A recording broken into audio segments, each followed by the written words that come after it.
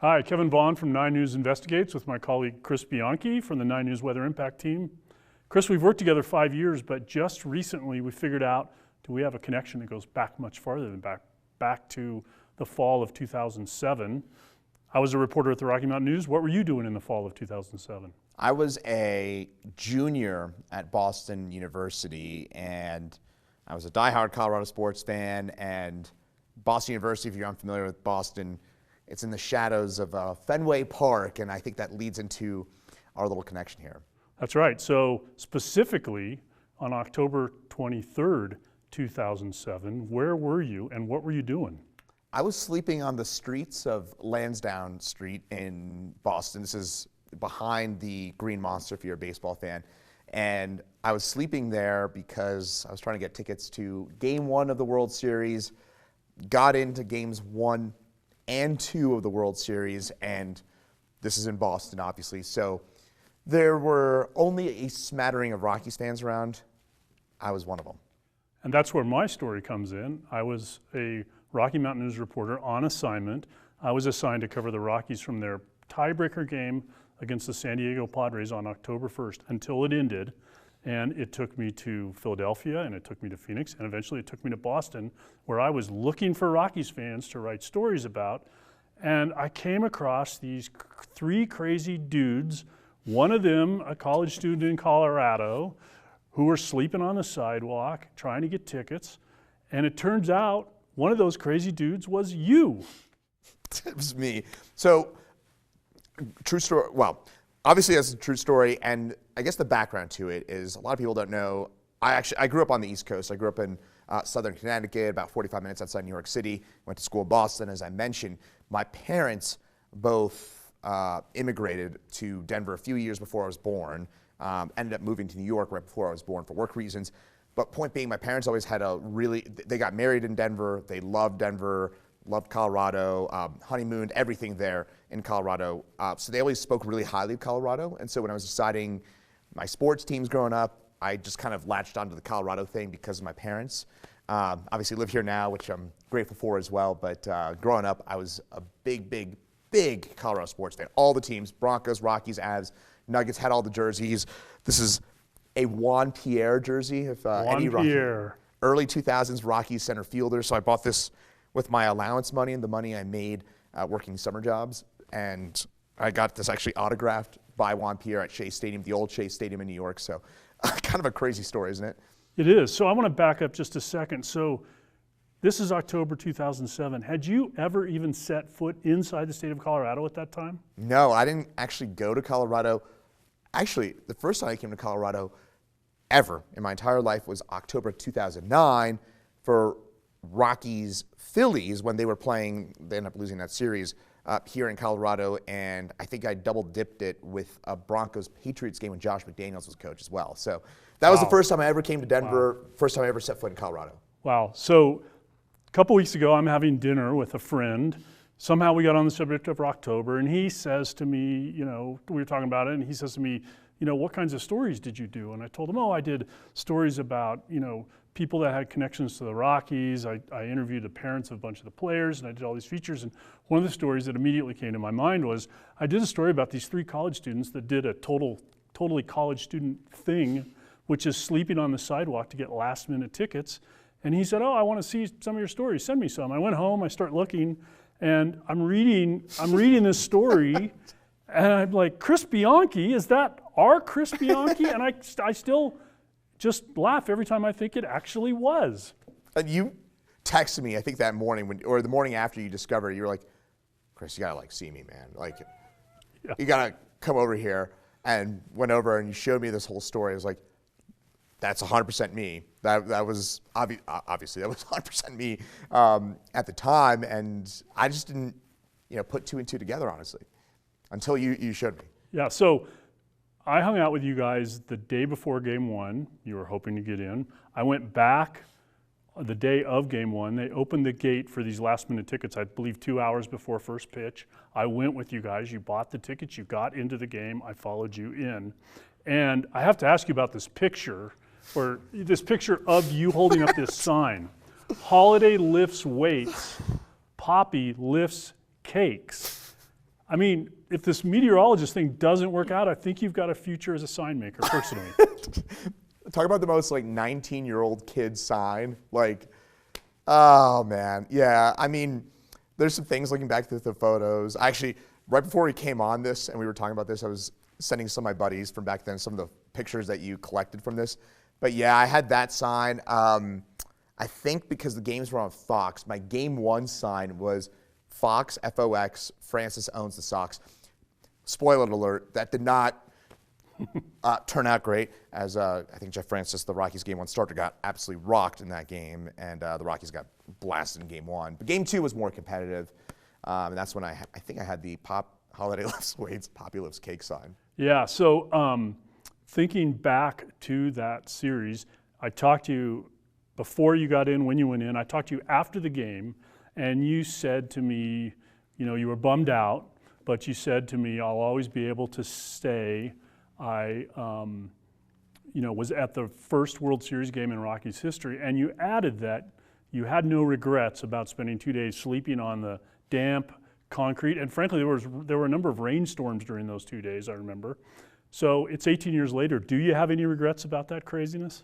I don't, no. I mean, obviously it's a firm memory. I went to the first 2 games in Rockies World Series history. By the way, a little background. The reason I slept on the street, you know, this is kind of before a lot of the Ticketmaster stuff. I think that was still a thing, but as a college kid, I couldn't afford anything. But they released the Red Sox, I don't know if they still do this, they released a couple hundred of face value game day tickets. And so it was $50, $60. I had a college job too, so I had the money to spend $50, $60 to get in.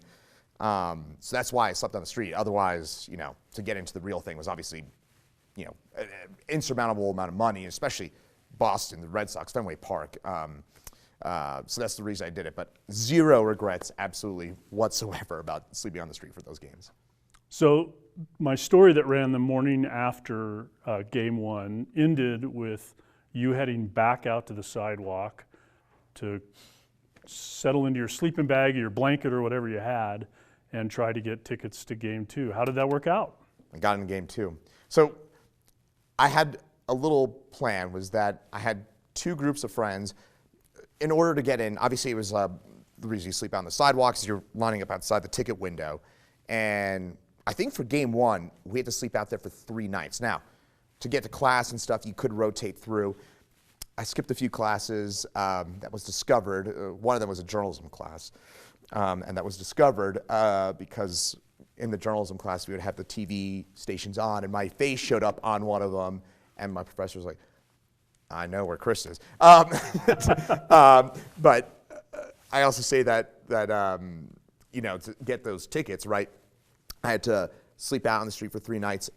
But after Game 1, I had a different group of friends who had already lined up for Game 2. They lined up during Game 2 to get in there, and I slept on the street, I think, for another night or 2. So I think it ended up being 5 nights where we slept on the street, prepping my life well for some camping life out here in Colorado. So yeah, I've actually read a story that there was a Red Sox fan that everybody there acknowledged was the sort of keeper of who was in line, and he wrote a number on everyone's hand as they got in line, and everybody accepted that those numbers were going to get you in or weren't going to get you in, which I found interesting. I found a video about that. I wanted to ask you also about this. I assume you remember being interviewed, but you didn't remember me interviewing you in particular. Is that fair? Yeah, so it was honestly a media frenzy because I think you said we were the only if I recall, the only people sleeping in line who were sleeping out for tickets who were Rockies fans. Everybody else was a Red Sox fan. It was a sea of red. I think there might have been 100, 200 fans at Fenway, 39,000 capacity, who were Rockies fans. If I recall, there was literally nobody, and I think few of them were like players, families, and stuff. Like there were no Rockies fans. So because of that, we got a lot of media attention. I remember doing interviews with Japanese TV, with South Korean TV, Venezuelan TV, Mexican TV. Like it was an international thing. So honestly, Kevin, I don't mean this. If I had known at the time that 18 years later we'd be working together, it kind of blended into the crowd. Well, and honestly, you must have been interviewed by Boston TV because your professor saw it. Yeah. And I would just say this, when I was talking with my friend at dinner about covering Rocktober, this story was one of the ones that jumped right to the top of my mind. But, I didn't, again, no offense here, I didn't remember that it was you. I remembered a lot about the story. I remember at the time thinking that this sounded so fun, and if I was a college age student and this was happening in Denver, I'd be trying to do it. So You don't remember me? You didn't remember me? I didn't remember your name. I probably couldn't have picked you out of a picture. I remembered that there were three of you, and I remember that one of your friends was from Fort Collins. I remember that specifically. Eric. Yep. So this was obviously great fun for me as a journalist, getting to go live the life of a baseball reporter for a month. I assume this was a lot of fun for you, despite the fact that they lost those 2 World Series games in Boston and ultimately lost in four games, lost the World Series. Still a lot of fun? Oh yeah, I mean, that is still one of the craziest sports memories. Again, lifelong Colorado sports fans. I was fortunate to see I'm still fortunate to have seen 3 Broncos Super Bowl wins, a couple of Avs titles and Nuggets title, and Rocktober is probably still hard to say over a championship, even though the Rockies got swept in that World Series. That was such a wild, wild time. I mean, you were here in Denver. I was not here in Denver, and I still hear about the stories about how Denver was just so excitable, so awake for when that happened. I watched probably 140 of the Rockies' 160 regular season games that year. I remember paying for MLB TV to get those games, to watch them from my dorm room through that summer. So again, it wasn't just like, I have these Colorado ties, I guess I'll go to the game. I was a real diehard fan, and so that whole month, that Rocktober, was so fun. That was so fun. I mean, yes, it ended the way it did, but it was just such a blast to be a part of. So is there a particular memory that's your favorite? Holiday touched home plate. I remember watching with a group of friends, and again, I was in Boston, so everybody else was a Red Sox fan, and I was probably fairly obnoxious about my Rockies fandom, shockingly. And so I just remember screaming through the dorm room when they made, just to get into the playoffs, because I think at that time they had not made the playoffs since '95, and this was only their second ever postseason appearance. So for the Rockies to make the playoffs, especially back then, that alone was a celebration point. And then the run they went on, I remember everything about that, where I was, watching my friends, skipping class, and just to be able to catch these games, and boy, am I glad. It was so fun. It was so fun. It's interesting that you mention that, because if I had to probably pick one memory, it was that memory in extra innings in the tiebreaker game. I had started that game in the rock pile. I went back to the rock pile to find the people I had watched some of the game with to be there when it inevitably ended in sadness, because you'll remember the Padres took a 2-run lead and then marched Trevor Hoffman out to the hill to close it down for him, and it was like a foregone conclusion. This is over in the 13th, and of course, hit, and Holiday slide into home, and I remember standing there in the rock pile, and it seemed like 5 minutes before the ump said safe, and the eruption. And one of the fans there grabbed me in a bear hug. I felt like I couldn't breathe for like 3 minutes. That was probably my favorite memory too. But if 1A would be all the cool people I met along the way. Brad Hopp's little brother, who's living his baseball dream through Brad Hopp. He was a good baseball player, but not good enough to play in the majors. And some of the players' parents, and some of the people like you that I met that were fans and that showed how they were fans by how much fun they had, even in a series that ultimately was a disappointment. It was just such a great time. I kind of want to hear from you a little bit about, because I was not in Denver at the time, what was Denver like during Rocktober? I've heard the stories, but I mean, it was. So if you start at the point when they won 13 of their final 14, for the first half of that, it was like, well, this is a cute little run, but they were back in the standings a ways.